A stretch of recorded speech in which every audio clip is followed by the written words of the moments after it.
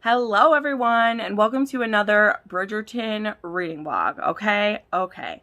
So again, I made the mistake of not starting this vlog when I am a little more put together, but that's all right. If you're still hanging out with me into book 5, we're friends, right? We're close. It's fine. It's cool that I'm filming this after I've had dinner and cried off some of my makeup, and it's a thing. It's cool. Let's set you down and let us talk about, whoa, that's a weird frame of mind. Don't mind the glow here. Let's talk about it, okay? We're gonna, grrr, my camera doesn't like me, y'all. There we go. To Sir Phillip with Love, which this is one of the books. Check this out. Look at my sexy Eloise and Sir Phillip. Philip Crane. I'm so excited. I adore this step back. When I got this one, I squealed with happiness. This is almost a perfect copy. So, Sir Phillip, couple reasons. This is only 250 pages. This is one of the shorter books. After reading some longer ones, we get into a couple of the shorter books in the series. This one is about Eloise, and this book overlaps with the end of our last one, okay? So if this is your first time reading it, if for some reason you want my opinions before you read the book, I know that, people do that. I'm one of those people. Eloise, if you will note, she disappeared during the party at the end of the last book. She was there and then she said goodbye and then no one could find her. And it doesn't dwell on it for too long because we pretty quickly, we're finding out that Penelope is Lady Whistledown and we are getting on with the show. So, yes, we have Sir Phillip, who Eloise has been writing letters to, and he proposes marriage to her, not really thinking it through. He has 2 children. She doesn't know about these 2 children. She is the cousin of his dead wife. So this book, again, we get a pretty sad prologue, and something I want you to have paid attention to, that whoever the prologue is about is the person who needs to learn the biggest lesson in the book.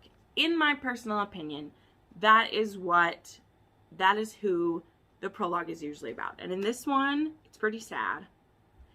This is a heartbreaker. Sir Philip's wife kills herself in the beginning of this book. So, trigger warning for you. I hope someone has told you about that. Trigger warning for suicide. And pretty sure that it is postpartum depression as well as other depression. So, just know that. No, we are not past the sad. We are not past the sad prologues. There are a couple yet to come. And man, this is one that I know that it stuns me every time I read it. I'm very excited for my reread of it this time because I'm aware of the darker trend that I've been paying attention to this time. I have not been paying attention to the darker trend previously. And now my eyes are fully open to it, and I'm really excited to see what this book has to teach us. This one has my favorite dedication to Paul of all of them. I don't know if any of you have been following along with that, or if you are a Julia Quinn fan, you'll know that Julia dedicates all of her books to her husband, Paul, who's a doctor, and he's wonderful. And so in this one, she dedicates it to who she dedicates it to, and then at the end she says, and also for Paul, this time because. It's always really because. I just love that. That's something that I would do. It's something I really loved as well about Robert Jordan. His books, after he got with his wife, all of his books are dedicated to his wife, and it always makes me tear up a little bit because he based a few of his some of his female characters traits are from his wife, and it just gives me ooey gooey feelings inside. But anyway, that's enough rambling at the front of this. I'm starting this vlog. I have some other things I need to read first tonight, which if you're someone who watches all of mine, you'll know we're in the middle of the Romance Takeover Readathon. And when I started planning the Romance Takeover Readathon, I didn't know that I was going to hop into binging Bridgerton with everybody else. I was planning to just watch the binging unfold for everyone because I've read this book series so many times. But then I couldn't help myself. So I forgot that I would need to read 2 or 3 of these books during Romance Take a Readathon. And it's not a big deal, but I set myself with a pretty steep goals for December this year, which I normally don't force myself into specific books having to be read. But in December, it is happening. And I'm enjoying everything because 90% of what I'm reading this month is rereads. There's just a few books that are new to me. And so it's been really great for my mental health to be rereading some of my favorite books. Like, no lie, it's been great. However, I'm starting to feel the crunch because I want to get back through all of these favorites. And with these, you know, we're marching towards an end date with them. But this one is only 250 pages. I know that I can get through it really quick. It's just I need to finish some other things first. So this is my opening clip for this one. I need to finish A Heart of Blood and Ashes. I'm almost done with that. I need to finish My Fake Rake. I'm almost done with that. And I need to read Restless Slumber before the 3rd book comes out in a couple days. So my guess is that I'm going to try to start this tonight, even if it's just for a half hour to just like get into it and like get myself reading. And then I may not pick it back up again until like Thursday. So we'll see. This one should only take a couple sittings, but I like always think that anyway. But yeah, I love Eloise. I love all of them, but I'm really happy we're into the girls again. So the next 3 books are all about the Bridgerton sisters. It you know, it's a sister, 3 brothers, 3 sisters, and then a brother again. And I really like how it bookends with that. So there we go. I'll check back in when I've actually read something and we'll talk about it. Sounds good? Okay, sounds good. Hello. Welcome to the next Bridgerton vlog update. But I am having lunchtime, so have to go with me. I'm doing my drink that I got from Crystal, but I put my own twist on it. So I'm going to put my ice cube in here. And then I've actually purchased the raspberry syrup and the vanilla syrup. So I'm making raspberry vanilla Coke. So put in my bit of vanilla, put in my bit of raspberry, woo! And then I gotta put my Cokes in. See, I don't have cute B-rolls for things. So you just get me doing it because B-roll is like one of the things I'm like not great at having in my stuff. Which nobody's complained about in the almost 3 years that I've been doing vlogs, so I think we're good. But I talk so much too that it's not like I need filler or anything. But anyway, so I'll take you over to food in just a second. I ordered some DoorDash for lunch today. It's Friday, by the way. I haven't done an update in a little while because I've been distracted by other things. But I did read a little bit more, and I am going to read a little bit more on my lunch break. So filled that up. But I ordered some Qdoba. And so I ordered my favorite queso, which is the Diablo queso, and a burrito. So I'm excited for that.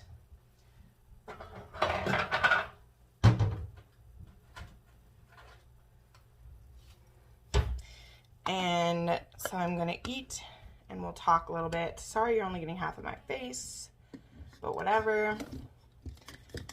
Got my Coke and my straw, so we're good to go. So, last night I was planning to read some on the reading sprint, but I suck. And, well, I don't suck because I was saying goodbye to one of my friends, so I don't feel bad in regards to that, but I feel bad that I didn't let Bethany know before she went live that I wasn't going to make it because I forgot. I got caught up in other stuff. So Bethany, I'm so sorry, but you're such a good sport. And thank you, Izzy, for jumping on and covering for me. And we ended up mostly talking the whole time that I was there. So I didn't get to read more live, but that's okay. So I did read, I'm at page 71 and, Eloise has like now arrived and knows that he has kids, and he's like, is that a problem? And the thing about Phillip is, I'm like, Phillip, it's cool that you have kids. What's not so cool is that this woman you asked to marry you, you like didn't warn her about the kids beforehand. Like, you know, that's really what the problem is that you didn't warn her. It's not that you have kids. The kids are fine.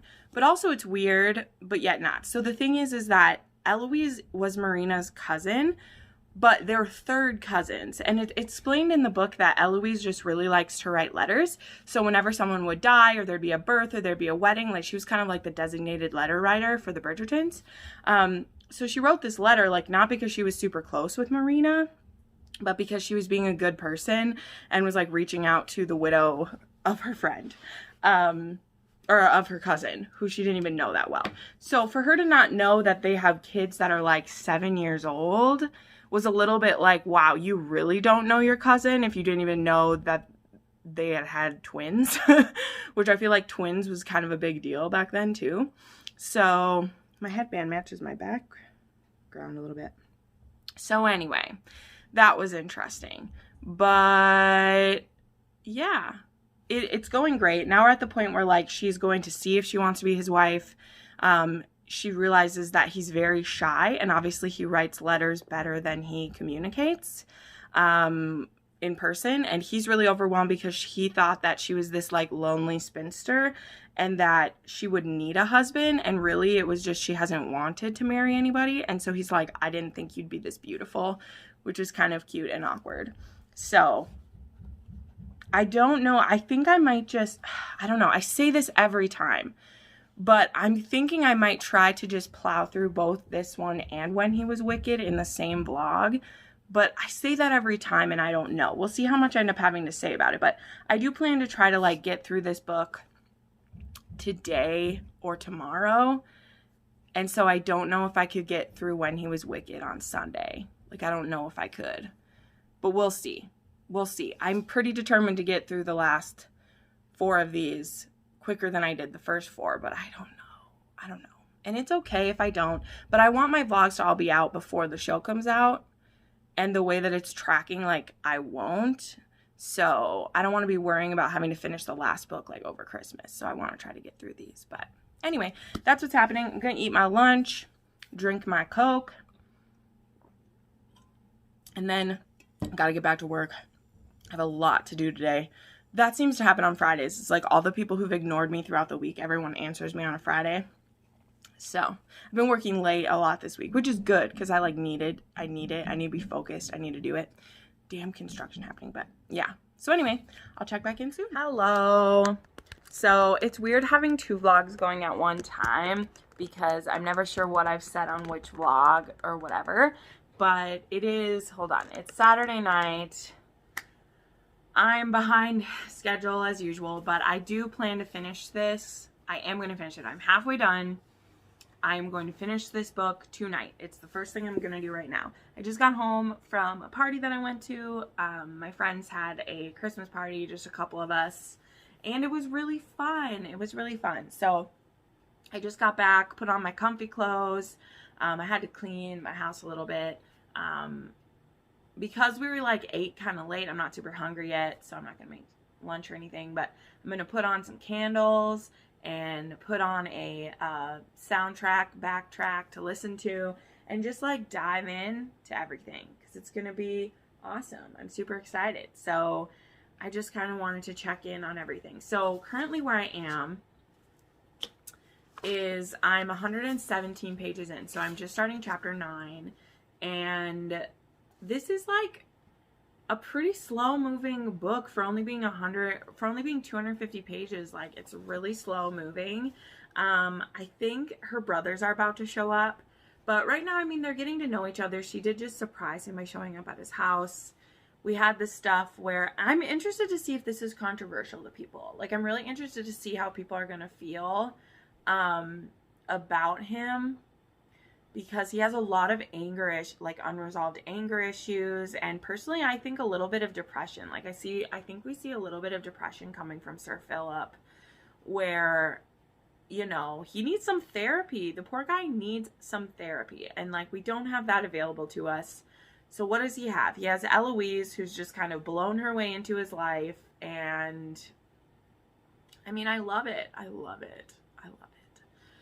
But yeah, I don't know. I mean, I love this book. I feel like it's my own fault with a couple of these where I haven't been able to completely focus on them because I have so much else going on that I'm not getting to devote to them as much as I want to. But I mean, I just really like it. She writes a really good book. And the issues that we're dealing in this one, like, they're hard. And I love Phillip. Like, he's a very relatable guy, I feel like. You know, he isn't super involved with his kids, but he hasn't been taught to be.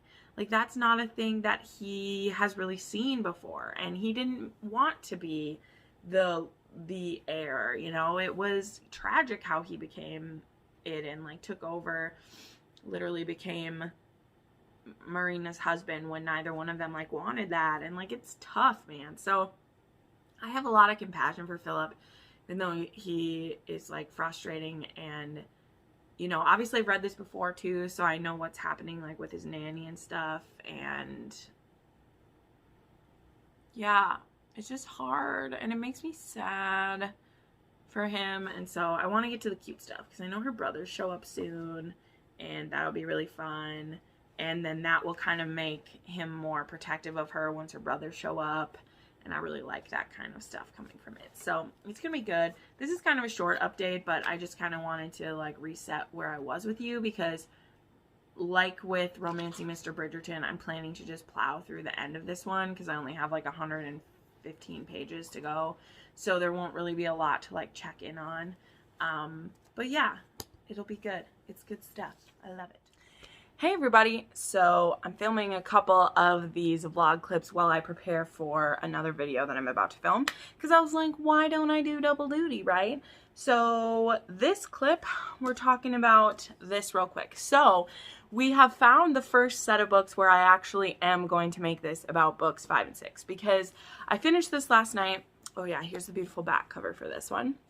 And I just don't have enough to say about this to do a long rant or to do anything like that. So I'm going to tell you a few thoughts about it. And then I'm going to start on When He Was Wicked. And we'll just make this a double one. Because I have a lot of plans for December. And I just want to kind of consolidate a couple of videos. So then if you haven't read the next book yet, you know, I'll tell you when to kind of stop and wait and you can come back to this video. But I ended up sticking with a, like, 4-star rating for this book, which is what I rated it the last few times. I did appreciate it just as much as I feel like I did the last time because I had a lot of notes about it. This is just a really interesting take on it. I mean, I've read widower books before. I really like Eloise. I like how she just jumps headfirst into stuff. It is a little hurtful and hard that we don't get to see a scene between her and Penelope talking about everything that happened because she does leave during a party. We don't get to hear her talk a lot with Penelope. I feel like it's not super resolved. The fact that Penelope married her brother and then Eloise is really kind of, like, sad that she wouldn't be a wallflower with her or wouldn't be a spinster with her. And so the difference being that Eloise chose to be a spinster because she had lots of wedding, you know, proposals, but she just didn't want the guys, which is a completely fair and allowable thing, but it's just quite different from what Penelope's situation was where she didn't have anyone paying attention to her. And so I wish there had been some about that. This is a pretty heavy book. The revelations and stuff that Phillip comes to, I feel like they're just kind of blah.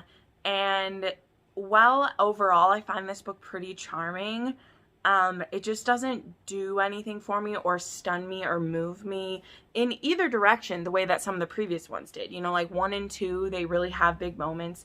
Number 3, I hate it, so I have a lot to say about it. And then number 4 is my favorite, right? And so this book is taking place with a little bit of an overlap for Romancing Mr. Bridgerton, and I'm just not that into it. Like, it's just okay. So yeah, I love that I have a really beautiful copy of this one, and now this one is annotated just like all the rest, and I can put it back in my collection there, and it's good to go. And I mean, I'm glad that I did the reread. But, you know, I probably won't reread this one again now until you know, if for some reason we get to a season 5, which would be great. I do know that in regards to the TV show, there's tons of speculation. If you're not in the Binging Bridgerton like Discord group, don't know what you're doing. But we are supposed to meet Phillip Crane and Marina in this season of it, because chronologically they get married like 8 years before this happens, because he marries Marina when his brother dies, and then they have their twins, and then she is in postpartum depression for years and years, which is really sad. And like Phillip is in kind of a depression too, because, you know, everyone expects women to like move on from postpartum depression at a pretty quick rate, and that's just not how it goes. Like, there's no timeline you can put on that. But same goes for the dads who, like, again, this is one where like people needed therapy and there's just not therapy to be had, so it's tough. But anyway, this is a good book. I mean, even a so-so Julia Quinn book is a really good book. Now we get to go on to When He Was Wicked, which I'll show you the back that I have for When She Was Wicked. I've already taken it out of its case, but this was the one that I got it and it was like totally ripped up. So I just kind of taped it together and then I pressed it, and so you can't really tell. But there is the back. I love that he has a cloak with no shirt on. It's just great. He was in love with the one woman who could never be his. So, yeah. This one I'm planning to start today, maybe. I think I am. I also want to start another one of my rereads, but I don't know which one that will be. So that is what it's looking like for this Bridgerton update. I'm just going to keep going. This is another one that it's only like 260 pages. And it's one of the ones that, like, this one's real serious too. This one has some trigger warnings for infertility and miscarriage and loss of a spouse. So Julia don't shy away. She don't shy away from that stuff. So I'll check in again with you soon.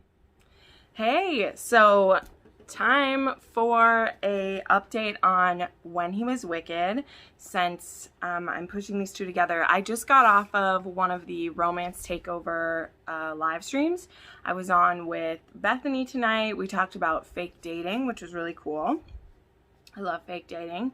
We did a couple sprints and it ended up being over 2 hours, which I love that the Romance Takeover sprints have ended up being so long. I ended up getting through a lot of it. So to be honest too with this one, which is why I wanted to combine these two, is that I definitely am skimming through this one a little bit more. It's what usually happens with When He Was Wicked. I do really enjoy it, but the first half of it, I'm not such a, like, as into it as I am. So When He Was Wicked, like, these books just keep hitting ya. Like, they just keep hitting ya. This one, of course, being about Francesca, and she's someone who in the last book we heard that she was married or widowed. I can't remember which one she's at, if she's still married or if she is a widow in Eloise's book. I can't remember. I think she's a widow. Yes, she is, because it's 1924, so she's a widow at that time. And she is the Countess of Kilmartin, even though it is now her husband's cousin who is the Earl of Kilmartin, because her husband died 4 years ago, and then he ran away to England because he wanted to be with Francesca so badly, and he refused to steal his cousin's wife. So he's always had an attraction to her, but she only had eyes for John, and then John's dead, and then she loses his baby, and he leaves her because that's how he grieves. But she was left kind of abandoned by him. So it's been 4 years and he finally comes back to England. He now has malaria, which just sucks. Like, it sucks because there isn't a cure for that at that time. And so he'll have different fevers and fits of it, and you basically just have to, like, live through it. I understand it a little better now after having read the Outlander books, because there's a character in Outlander that has malaria, and we get to see Claire try to take care of this character off and on throughout the books.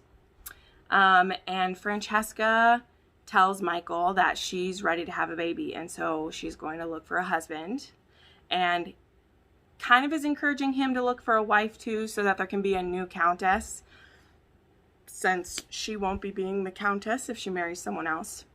And So that's the thing, is the whole first half of this is just them, like, the first part of it is leading up to the death of John, where he's already having feelings for her, and then it leaves with him, like, running away. And then it comes back, and it's just them, like, dancing around each other. She's becoming aware of him as being attracted to him, because she's always seen him as, like, you know, almost like a brother-in-law, or like a brother to her. And now she's becoming aware of him as a man. And now, like, he's been aware of her as a woman for quite some time. So, you know, there's all the feelings and everything. So, yeah, the first half of this book, I just always skim, because until they really start to feel that pull. Because the one in this is, like, he feels guilty that he wants his cousin's wife. And she feels guilty that she may love someone even though, like, she had a good husband. So I feel like a lot of times when we read a book about a widow or someone who was married before, which it usually means they're a widow because they don't usually escape or get away from a husband at all. But it's usually they've had, like, a bad situation or they were treated badly by a spouse. And so what's so unique about this one is that they both loved her husband. Like, he loved him as a brother. Like, it's his cousin, but he loved him as a brother. And she loved her husband. He was a good husband. He took care of her. He satisfied her. And so, which I feel like is what often happens in, like, quote unquote real life. Like, I feel like not always is the first husband, like, a shitty person, which makes it easy for someone to move on. Like, she is always going to love John. But it's okay for her to love Michael in a new and exciting way. So it's a really good book. Now that I've kind of skimmed through the parts of it that aren't as fun, we should be getting to the good stuff. Because this is one of the spiciest Bridgertons. To me, this is also the book in the series that least feels like a Bridgerton. We do get to see some of her family. Like, right now, we're seeing a lot of her family because she's around them. But it just feels the least like a Bridgerton in comparison to some of the other ones. So, yeah. So that's my update for this. I maybe will do another one when we get to some spicy parts, or else I'll wrap up, like, the book at the end of this one. But it's going good. I'm on page 120. I'm, like, halfway through. I got most of this all read on the live read-along tonight, which was good. So, there we go.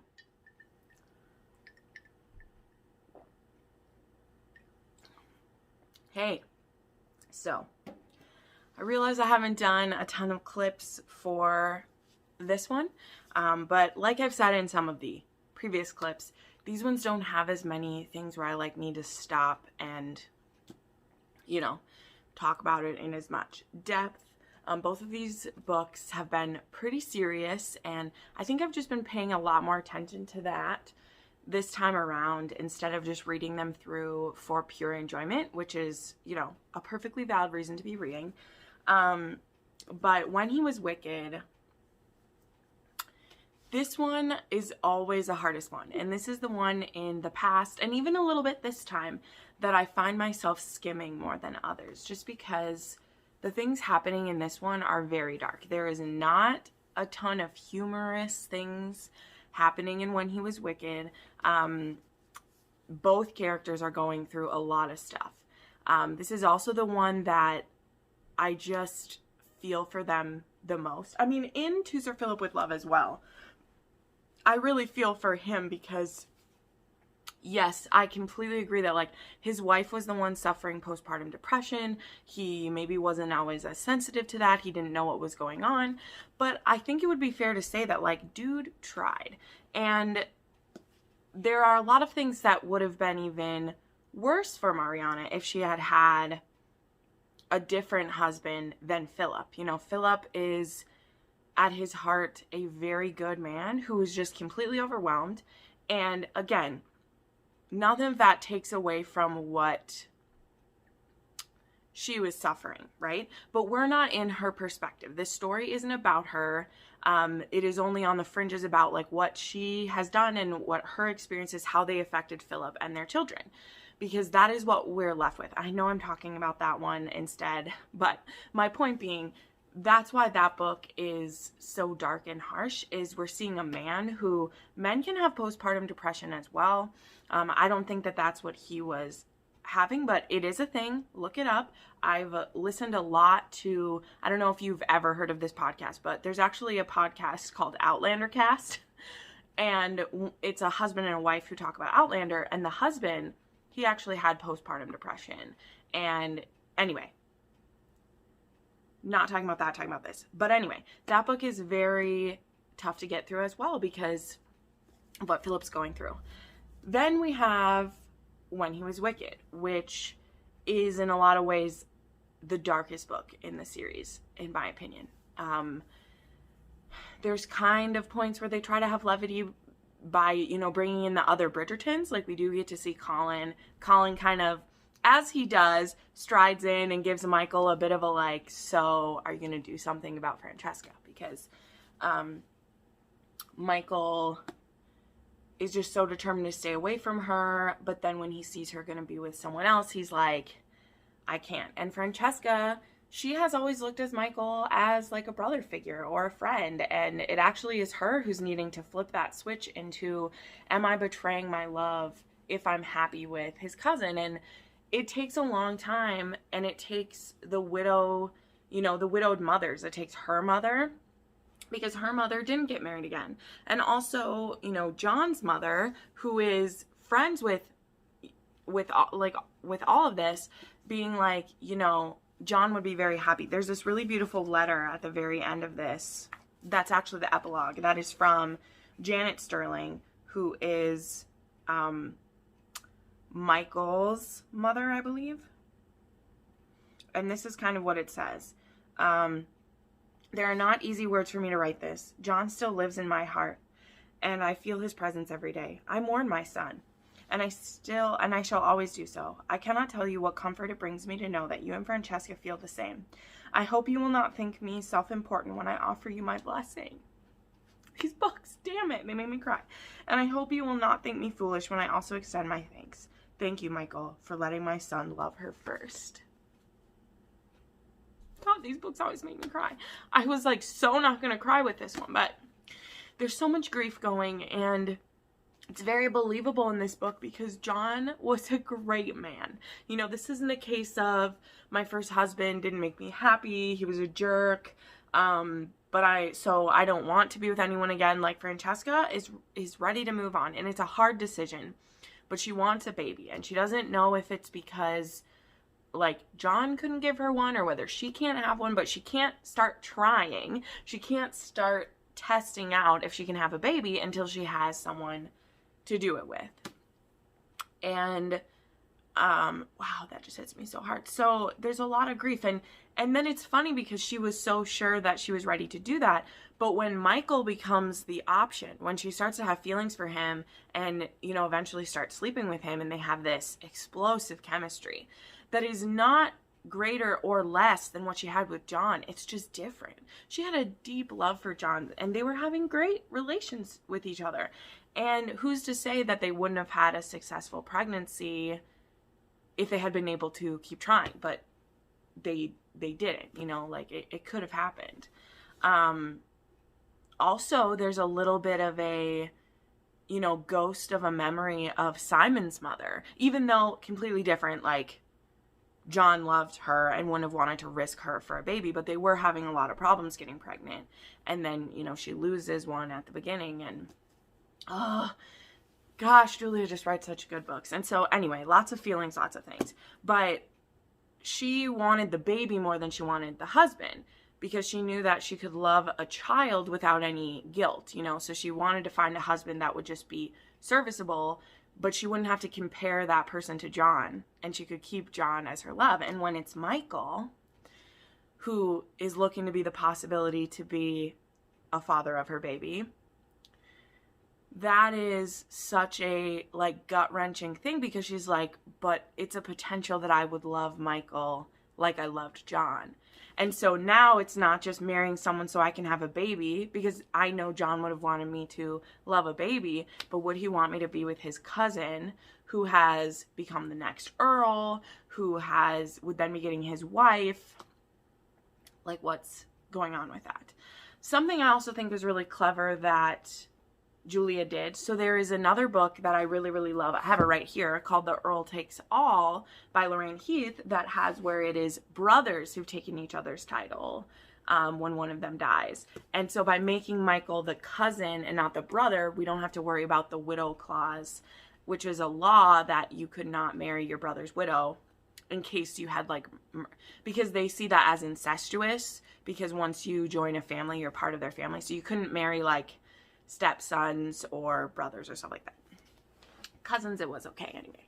But anyway, so that's also just a random note that it's clever that she made John and Michael cousins so that we didn't have to worry about that as a thing.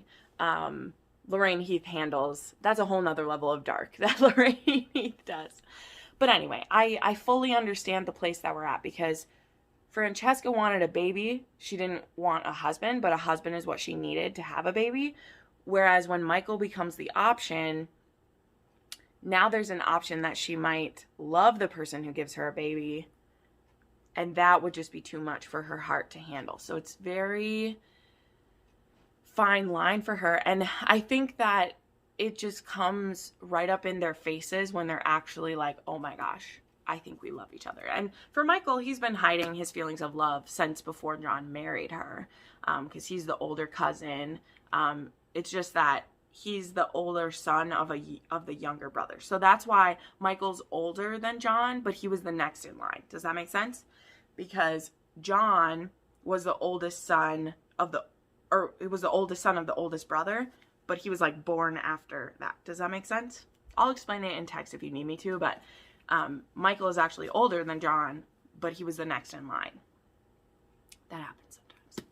So, yeah, it's such a good book. It really is, but it hurts to read, and I have never binged these books so close together since the very first time I read them, because when I did my reread in 2019, I did 1 or 2 books a month. I wasn't doing them this close together. And I guess especially reading, which I know they come one after the other, but especially reading Sir Phillip with Love and When He Was Wicked within like a week's time of each other, it was just really heavy, and it was harder to get through than some of the others. So I'm very excited because the next 2 books, which I think this one has a pretty back as well, It's in His Kiss and On the Way to the Wedding, they definitely are the lightest books in the series. And so I'm excited to read those ones soon. But yeah, I just wanted to wrap this up. I know this one was a double vlog. But I'm glad I did it that way, because I didn't have as much to say, but also that doesn't mean I wasn't as affected. It's just that it's harder to stop at different points. It's easier to wrap this up in complete thoughts at the end. But I really love these books. Just as always, I kept Sir Phillip at a 4-star, and I'm keeping this one at a, I don't know what my Goodreads says, but I'm keeping this at a 4.5 star, probably. It's really, she just writes great stories. I love it so much. So anyway, thank you so much for watching this. We're getting so close to the TV show coming. You should let me know down below what you want. I was having this conversation with a couple booktubers who they know I'm going to cover the show, so they're asking me about it. I plan to binge the show, but I probably won't get it started.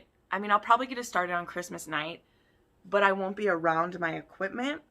So it won't be until that Saturday where I'm really able to like binge my way through them all.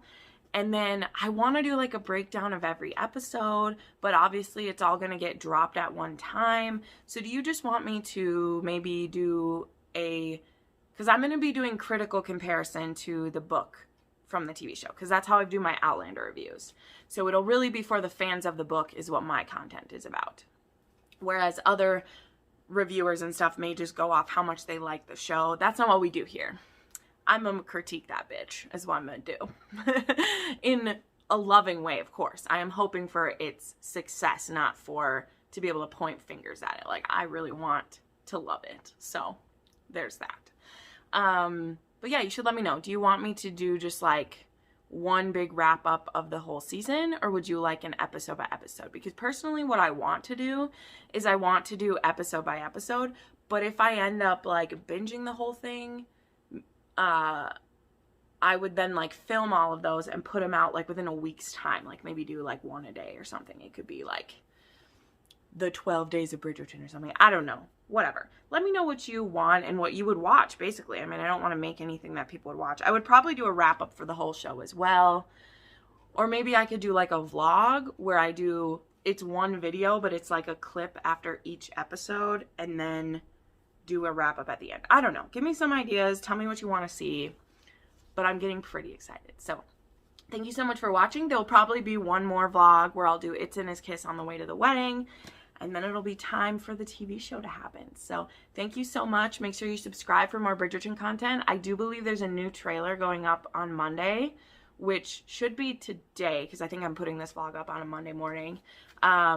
So definitely subscribe to my channel if you want more Bridgerton content from me because I am uber excited for it. Thanks so much and have a great day. Bye.